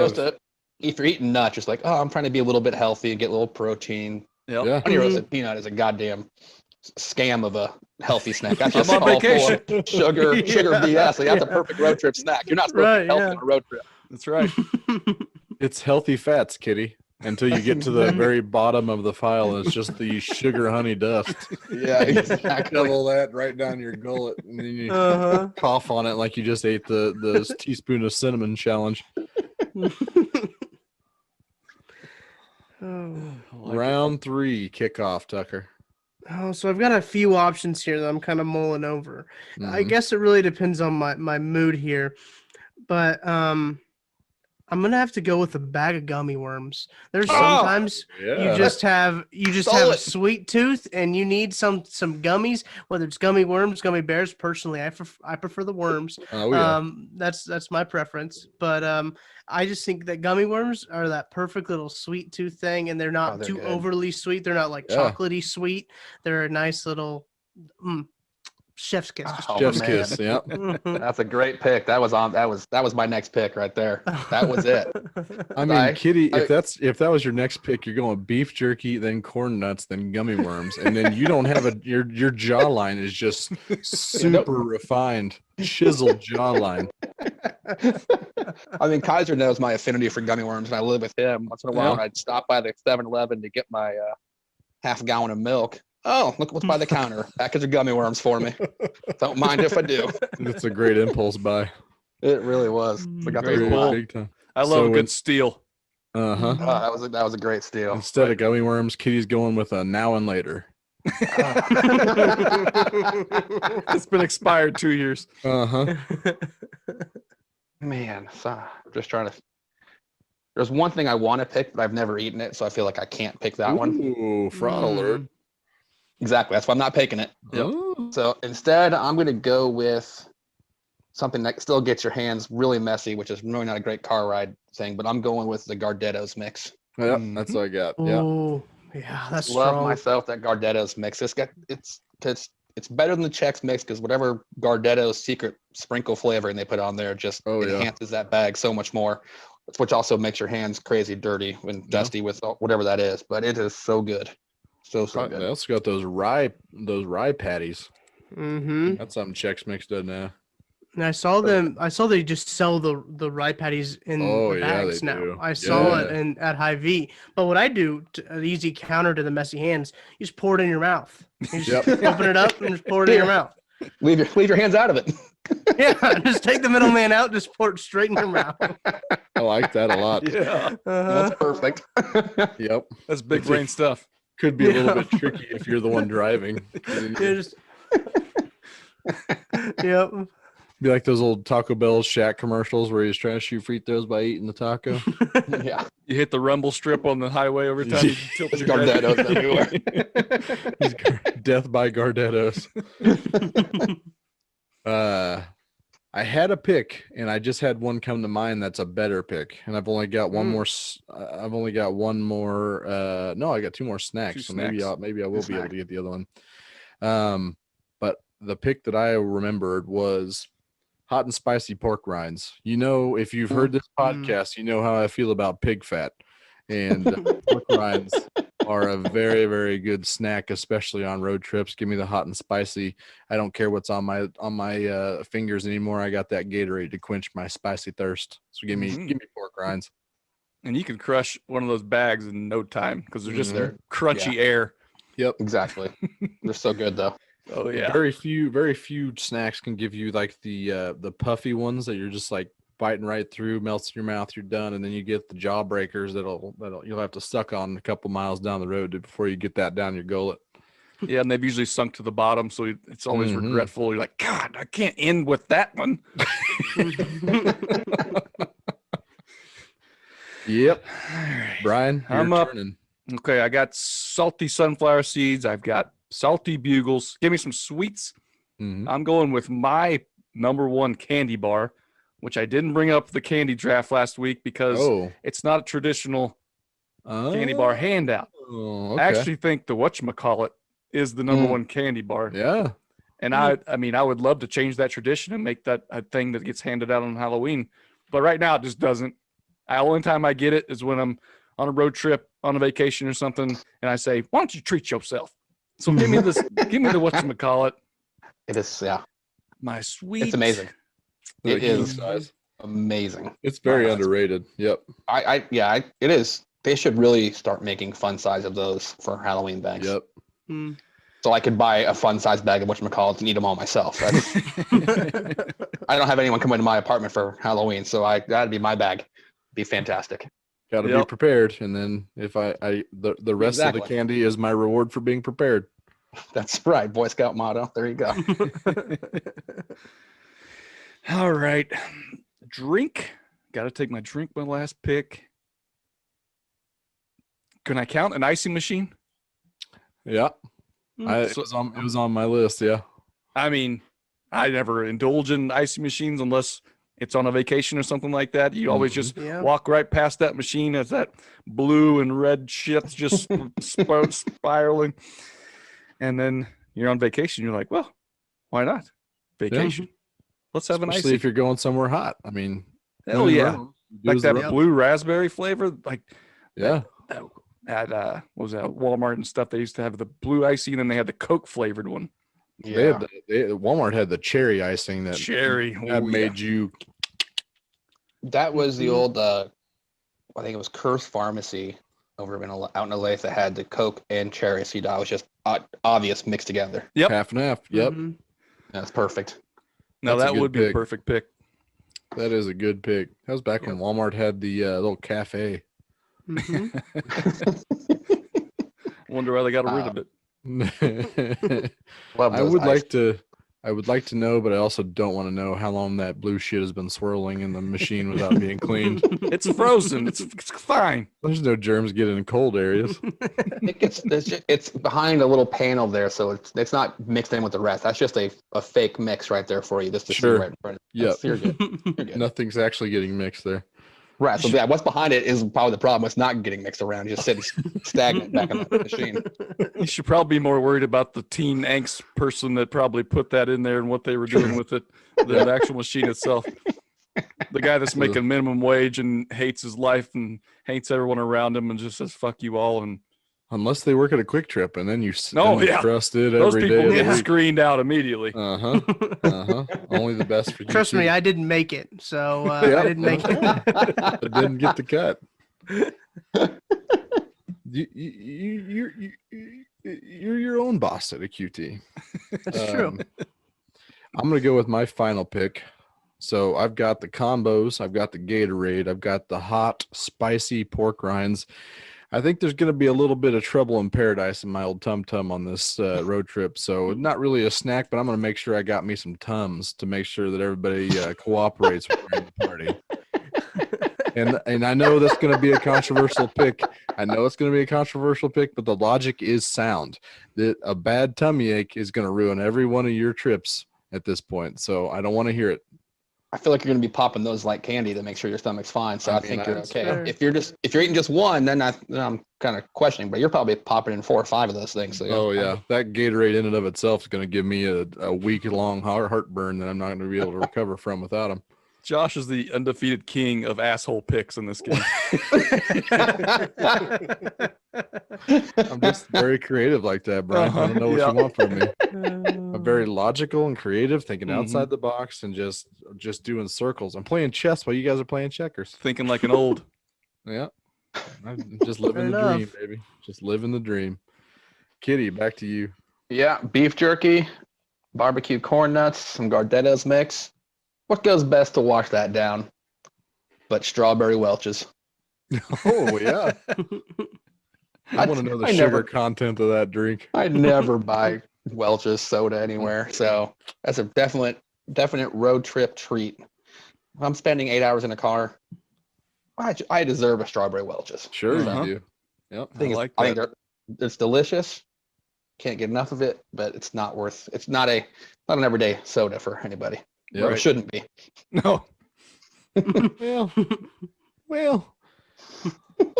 Speaking of calorie content, I think cream soda might be the worst soda for anyone, and that includes like all the Mountain Dews. It is shocking how bad. Is it really? Yeah. It's so tasty. That's probably why it's so damn tasty. Yep. So good. Tucker, you're gonna close us out here with your final pick. Yep. Okay. So I've got a hot dog. I've got honey roasted peanuts, gummy worms. And when I'm on a road trip, I get sleepy. I always get sleepy when I drive the car. So I'm going to need some caffeine. I'm going to go with a Red Bull. I like a Red Bull. And especially if you get it at the right time, you drink it fast enough, you get the caffeine in your system quick enough, you're up for a little bit. Unless you're like me when you've built up a caffeine tolerance where it does absolutely nothing to you. So when you have to drink about 4 or 5 of them for them to at least keep you awake. But no, I like a good Red Bull. The taste of it is, I remember the first time I tasted a Red Bull, I was like, I did not expect this is what this was going to taste like. But it's just, it's a unique taste. Yeah, it's a unique taste. And you know it when you taste it. It's one of those things that it's a very distinct taste, and nothing else has a taste like it. Jaeger bombs has got to be the worst invention as far as alcoholic drinks of all time, right? They're the two about. They're so disgusting. Wrong. Yeah. I'm going to posit only one of those is disgusting, and it just got picked. Oh. I am in on Jaeger. Oh, God. It's like black tar. I should have picked black licorice for my road trip snack. No one's going to want that. Boom. All for me. Next pick. Unbelievable. Red Bull, I still have not grown accustomed to that taste. And then buddies of mine do the 5-hour energy. They got me one time, just like, oh, that's gross too. What is going on here? What is wrong with my palate that I can't enjoy these energy drinks that everybody else does? Just vitamins. Yeah, 5-hour energy is just vitamins. Maybe I'm allergic to vitamins. That must be it. Yeah, that's gotta be it. Our co-host Rance seems to. I mean, he likes to get Expo markered, and that gets his jets going. So to each their own. We're not here to judge anybody for what they need. True. But I've certainly gone down, especially the 5-hour energy drink. I had one bachelor party where we went to a casino. It was about 2:00 in the morning, and I had one about midnight. So I was like, I'm crashing a little bit. Let's go ahead and knock this out. Get 10 hours worth of energy in my system. And it was poor. It was a poor decision. So watch out for those. You're like doing workaholics there with all Adam. Yeah. I got 40 hours of energy in me. I'm ready to go. My heart was skipping beats, and my heart should not do such things. No one should. Kitty, the pick that I thought you might pick is old hot fries. Remember hot fries? Yeah. I feel like now, like what's the Takis are kind of the similar new version of superior too. possibly. Yeah. No, the one that I think is the funniest thing, but I've never purchased one, is those pickles in a bag. Oh yeah. Like the little sweetie and the hot devil or whatever. I just like, Yeah. I really want to. I have never crossed that threshold, but I really want to try one. What threshold do you have to be at to buy a pickle in a That's a bag? I good mean, you trivia gotta question. be you gotta be hurting.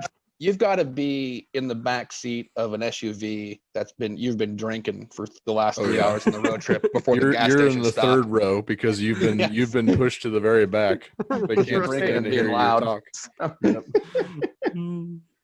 I'm sure there's Very a good. protocol to doing that. Like, do you pour out the juice before you get in the car? Too. Yeah, that's because I mean, if you get in the car, especially the drunk guy gets in the car with the pickle juice, that pickle juice is getting spilled within 3 to 4 seconds. Yep. That stinks No up the way whole around it. car. Yep. Yeah, that car stinks on the ride back in 4 days or whatever it is. That's Yeah, that's not an if. That's a win. That's a definitely. You've got to pour the bag out, I think, for sure. If you're getting a pickle in a bag. That's true. I've never had to think that one out. No. I could just see us try and get in the car, realizing Kitty bought one, and being like, I don't know how to do this. It's like I don't know what the etiquette on Big Pickle is. You just hear this loud crunch in the back seat from some guy just munching on a pickle. And then just oh no. Oh, gosh, Shit. windows down Windows down now. It's 40 degrees out. I said windows down. Well, we'll close that out for the waiver wire for this week, leaving only one segment for the rest of the week. Hey, it's a best bet. You've done it terribly wrong. That's the best bet. This week, I'm gonna start with next week. Last week we went 2-1. Brian crushed his. He had the Saints plus 5.5. Yeah. That was a absolute bloodbath against the Buccaneers. Like we mentioned before, I had Seattle and Buffalo over 54, and they hit 78. The lone black sheep of this podcast. I'm terrible. I am. That's awful. He is 5-3 on the year for his best bet. Arizona minus 4.5 surely did not cash. So, what do you have to say for yourself? I think the listener should probably just not even listen to me during this segment Or at least fade you. Or fade me. But I actually have done the math just for everything is a minus 110. We are plus $370. So hello. It's up 3.7 units through 9 weeks. I'd say that's a pretty good return on investment for a free podcast. That's true. That's true. We're gonna have Tucker start us off, and I'm gonna have you. You're gonna go into Rance's category from anybody who is replacing Rance. He's getting their best bet to their credit. So, what's your what do you think Rance's best bet is for the week? Yeah. So I told you guys before we started this podcast. I said I've been on a cold streak. I need to get out of it. So you might want to pay attention to what I have to say because I'm trying to dig myself out of this. Last week I had Tampa Bay plus 4. Didn't work. That didn't work. And I think I had another one too that was just an awful pick. But this week I'm looking at Miami minus 2.5. Hear me out. Okay. Dolphins 6-2 against the spread this year, 3-1 against the spread at home. I like that. They got the Chargers. They're playing the Chargers. The Chargers will have a lead eventually. Then they'll blow the lead. That's just what's going to happen. Tua has looked great this last game, and he really looked great in his first game too. It looks like they're finally opened the playbook up for him. So I like Miami here. Miami's turned into a kind of a salty ball club. I'm liking them. Give me them minus 2.5. Are they like that? All right. Minus 2.5. That's there are a lot of really short lines for home. Yes, there are. I was surprised by a lot of them. So which means I think maybe it's gonna be a lot of road W's on the from the dogs. Time to hit the road. Since I like them so much as well. I saw some reference to a model forecasting the rest of the year and had the Dolphins in the playoffs like 60% of the time or something like that. Oh wow. It makes sense. I assume they probably play the Jets one more time, and Patriots all of a sudden look very beatable. They should be able to beat New England. Yep. They could easily get to 10 wins at Dolphins team. 5-3. That kind of surprised me. Brian, you are 6-3 on the year. What do you got for this week? Well, it's kind of a playoff year game last week, Josh. The Seahawks kind of come off that tough game at the Bills. kind of got punched in the mouth, had to play catch up. They go to play the Rams this week that are coming off a bye. So I've got Sean McVay licking his lips about that Seattle defense that just gets shredded every week. I've got a Seahawks team that's fighting for their lives. I'm betting the over 55.5. Yeah, it's a high line. They're expecting a lot of points. I think it's going to be even more than that. So give me over 55.5. The Seahawks over has hit 6 out of 8 games this year. Fun fact. Makes a lot of sense because everybody thought their defense was not going to be as shitty as it is.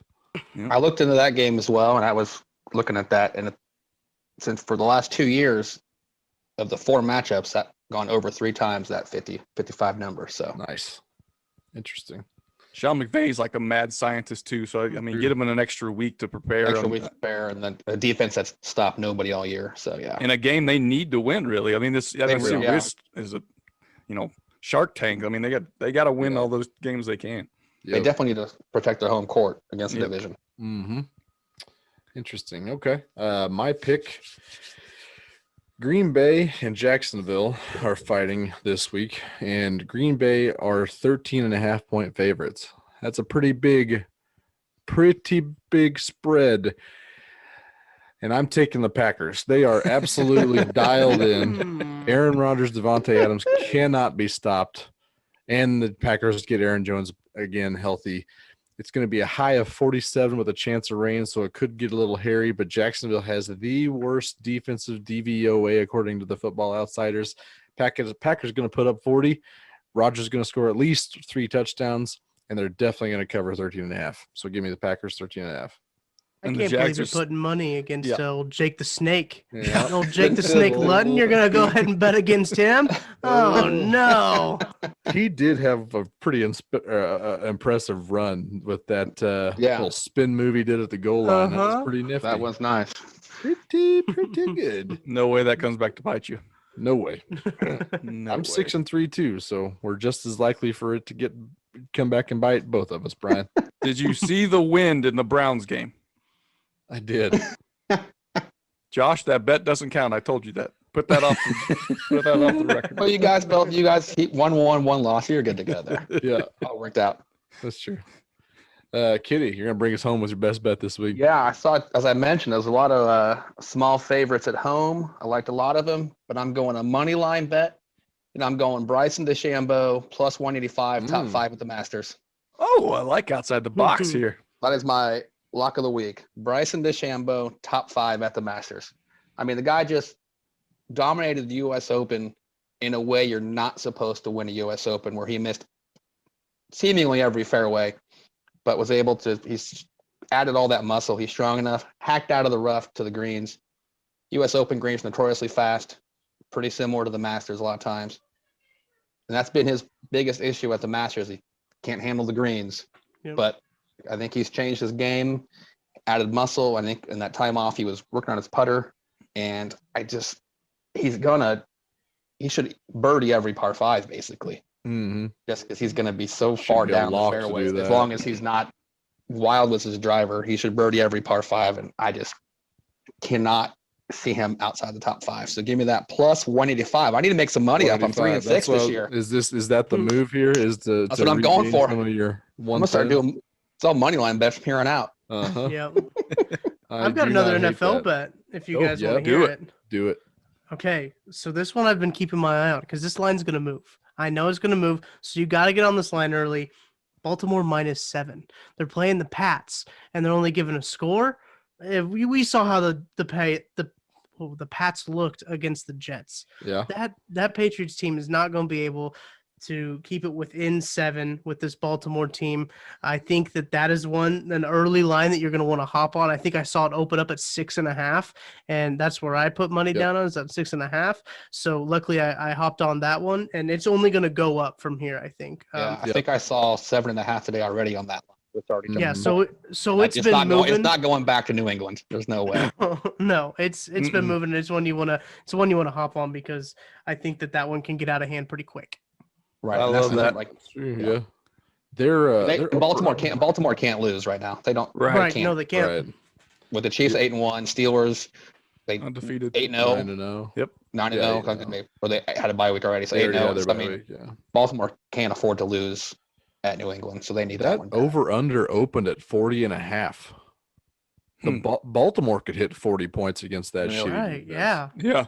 It's odd. since moved to 43.5. That's how much with all it was those betting up. all the players out for New England, Yeah. there are 2 opt-outs for COVID reasons are just huge losses for them. Plus the other injuries they're sustained this year.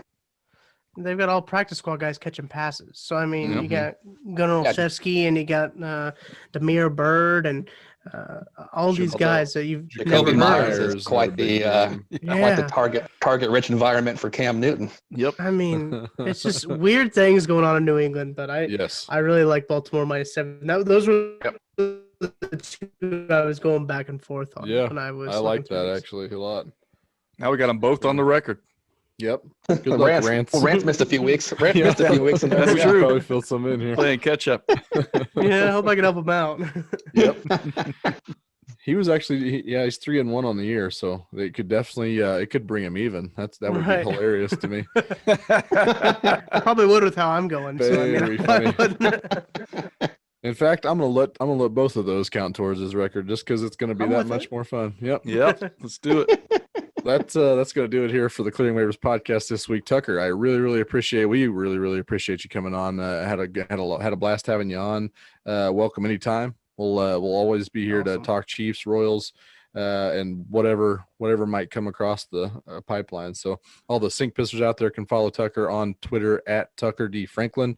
Definitely check out the Roughing the Kicker podcast, as well as any of the Chiefs writings over there at SI Now. Just go check out all the good Chiefs content, because I mean, we're in the golden age of Chiefs football right now. So go get it. We appreciate it, Tucker, man. Thanks. Yeah, always a pleasure. Anytime you need me, I'll be ready for you. So I really had a fun time talking about the Chiefs and even a little bit of Royals. It's nice fun to get out and just talk about something other than the Chiefs, because every day I'm talking about the Chiefs with the Roughing the Kicker podcast. You can find that wherever you get your podcast, Apple Podcasts, Spotify, Google Podcasts. So every single day, cranking them out for you. That's right. Daily podcast. That's man, it was impressive in and of itself. It's not easy, especially with the amount of content goes out around it. And I just keep telling myself, hey, if it was easy, everyone would do it. That's right. That's right. That's why you pay the big bucks. Yeah. Well, for everybody else, we appreciate you joining us here. For Rance and Brian and Kitty and myself, we appreciate you one more time. Ta-ta for now.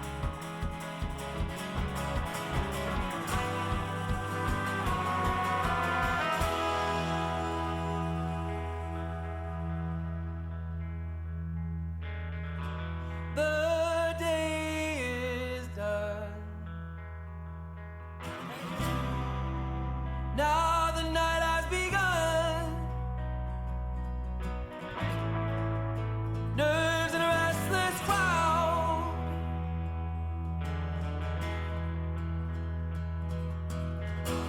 The burning sun. Now nowhere to be found. Deep underground.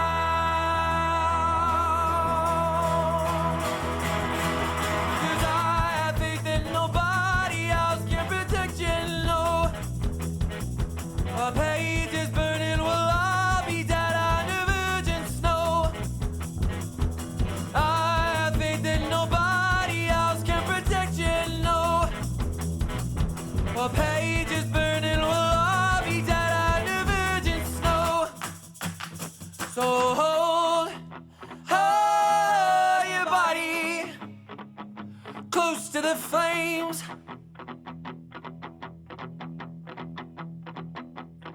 Don't go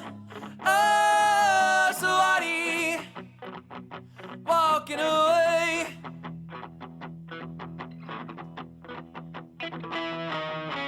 Hold your body close to the flames. Don't go so haughty, walking away.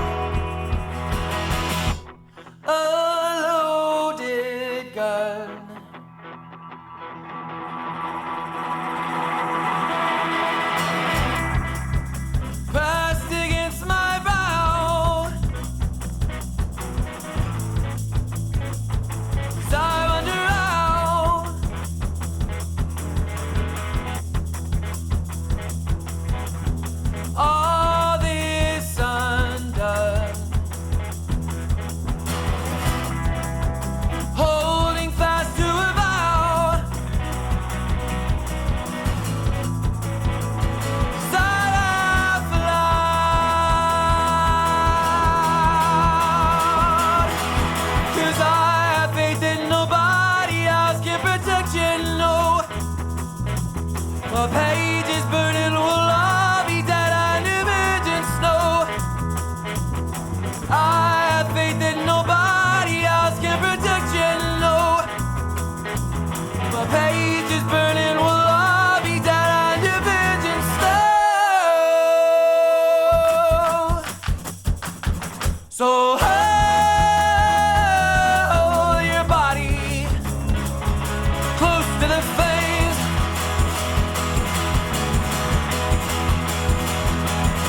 Don't go somebody walking away. Oh, hold your body close to the flames.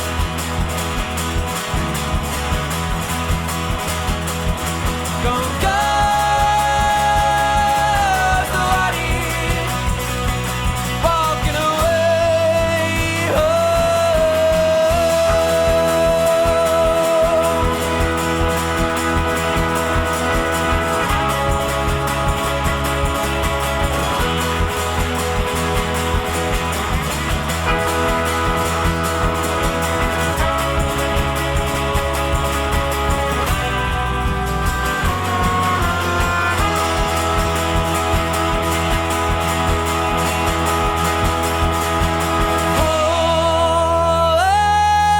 Hold your body